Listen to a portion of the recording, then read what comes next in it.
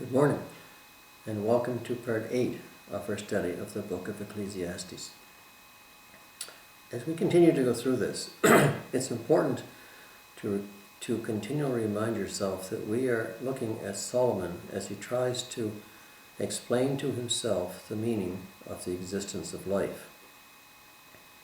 Solomon was a man who in his early years walked with God, knew God, had an association with God. But in his later years, he grew apart from God. He became involved with pagan philosophy and with pagan gods, and lost that close association that he initially had. And now he's really debating with himself about the meaning of God, the meaning of life, with God and without God. And he vacillates between the two thoughts. In the first two chapters, he pretty well looked at life without God in the picture. And as a result, he figured and determined that almost everything that was done, wisdom, riches, pleasure, entertainment, his own works, almost everything that's done is really in the end without meaning. Because in the end, everyone dies. Whether you have wisdom, whether you're a fool, whether you're poor, whether you're rich, everyone dies. And if this is the end result of everyone, then what really is the meaning of life overall? What does your work really mean? Then in the first part of chapter 3, he becomes to realize again that God must be in the picture because of the organization. There's a time for every event, a time for every aspect of one's being. And therefore there must be a picture of God in this because of the fact that it is organized. And he goes on to state that then the main purpose probably, the main reason, the main being is really for three purposes. One is to enjoy what you do, to enjoy what God has given us. The second, to give thanks to God for what he has given us. And thirdly, to fear God. And it says, in the last part we did of chapter 3, that which is already been has already been done. And God requires an account of what is past. So when we get into this next section, he goes back again to question God again. He says, "Moreover, I saw under the sun, in the place of judgment was wickedness was there.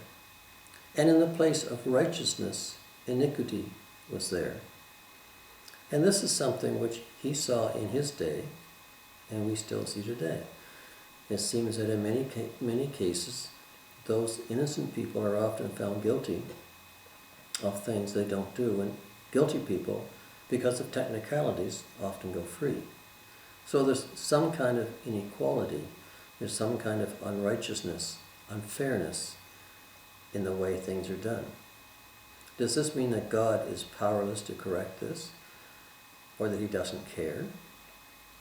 This is really what Solomon is contemplating in his mind. Now, he wasn't the only one to think about this. Back in Jeremiah chapter 12, verse 1, it says, righteous are you, O Lord, when I plead with you. You let me talk with you about your judgment. Why does the way of the wicked prosper? And why are those happy who deal so treacherously? Jeremiah was talking about the same problems. Why is it that those people who seem to do the worst in the world often prosper, and the righteous often suffer? And this is the question that Solomon's asking himself about God. And he seemed to see this. He saw this in his day, and we see it in our day today. So then he said to himself, I said in my heart, he answered his own question in a way, God shall judge the righteous and the wicked, for there is a time there for every purpose and for every work. he said God will judge this eventually. And this is really, again, has been reported elsewhere in the Bible. It says in Psalm 37, verses 12 to 13, the wicked plot against the just and gnashes at him with his teeth. The Lord laughs at him, for he sees that his day is coming. In Psalm 92:7, when the wicked spring up like grass, and when all the works of impiety flourish, it is that they may face death, may be destroyed forever.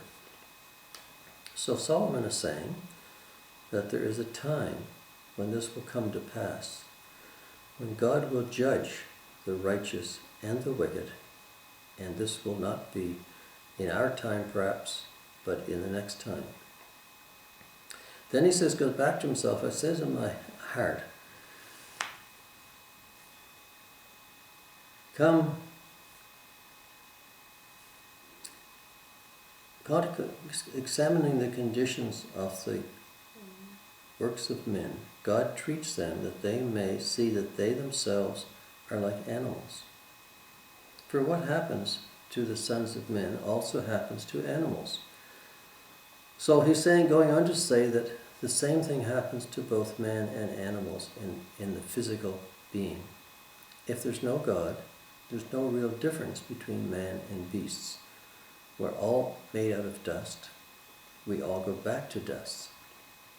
So there is really no difference in man and beast if that's the case. If there's no God involved, we're all just the same. We're all flesh and blood and bone and sinew, and we all go back to dust at the end. Then he says, if this is the case, we all do this. But then he says that the spirit of the man goes upward, where the spirit of the animal goes down. This brings a question, do animals have spirits? And according to the Bible, they do. Look in Genesis 7:15. And they went into the ark, 2 by 2, of all flesh, in which is the breath of life, the Spirit of God. And in Genesis 7:22, all in whose nostrils was the breath of the Spirit of life. So animals apparently have spirits. And he says that in the end, the spirit of man goes back to God, the spirit of the animal goes down. Now there's some debate about that, because the question is, are there animals in heaven? And some people say there are. But that's not for this subject, this is for another debate. But right now he's talking about the spirits of man going upward, because there must be a God involved. If there's going to be judgment, there must be a God. If there's going to be an afterlife, there must be a God. So this is what he's saying, that the spirit of life goes up, and the spirit of man goes up, while the spirit of animal goes down. For I perceive that nothing is better than that a man should rejoice in his own works. That is his heritage. For who can bring him to know what will happen after him? So Solomon is saying, there is first of all, a problem with what's in this world right now. We don't have justice. Nothing is really fair, and people know this. But sometimes we often blame God for the fact that mankind seems to have made themselves gods.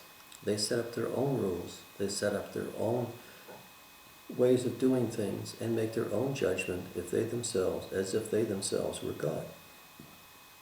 So there seems to be no real justice in the present world. But then Solomon says, in my heart, God shall judge the righteous and the wicked. Judgment is coming. There is a time when judgment will come.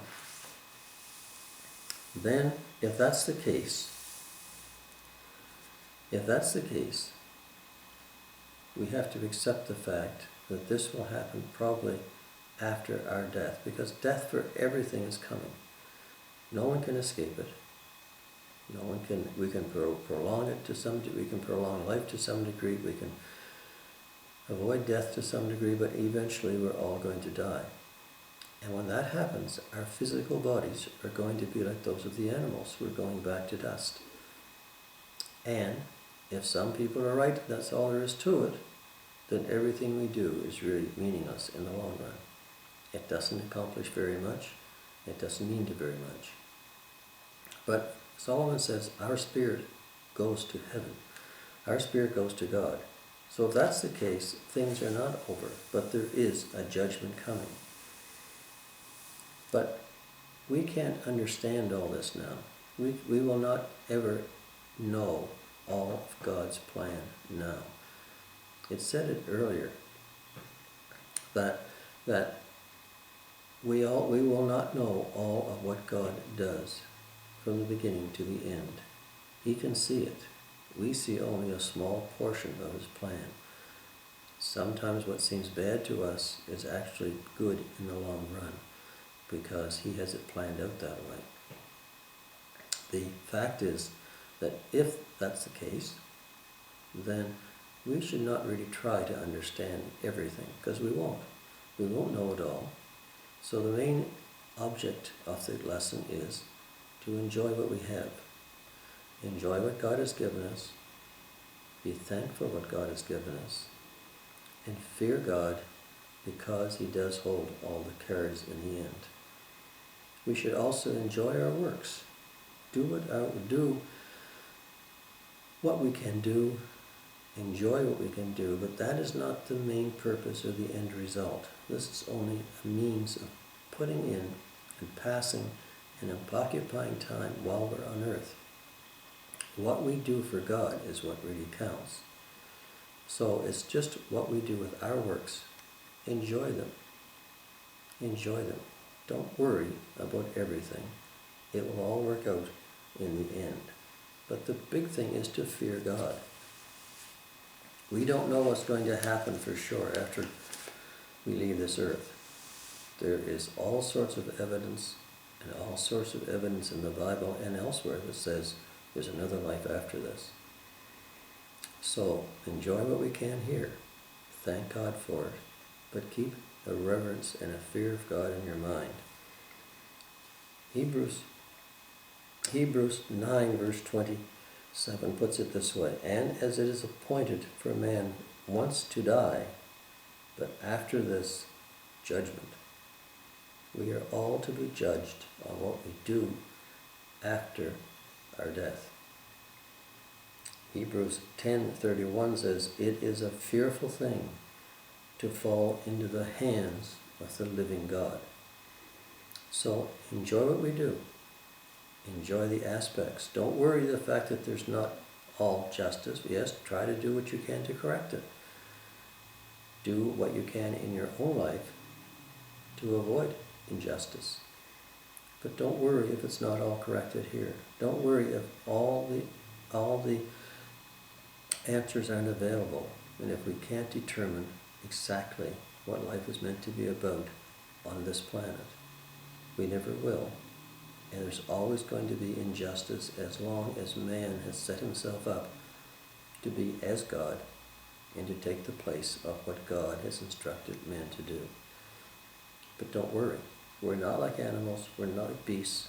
We do die in the physical sense, but there's a spirit which goes on afterwards. And that will be judged on what we do on this earth. It is said to be a test. It is said to be that there may be a test of men, that man is being tested. So God will judge. All this will be corrected in due time. In the meantime, fear God. It is a fearful thing to fall into the hands of the living God. Fear him, reverence him, but enjoy your works on this earth while you're here. So next week we'll start chapter 4. Solomon is again vacillating between life with God and life without God. But we'll start again on chapter 4 next week. Thanks for watching. Goodbye.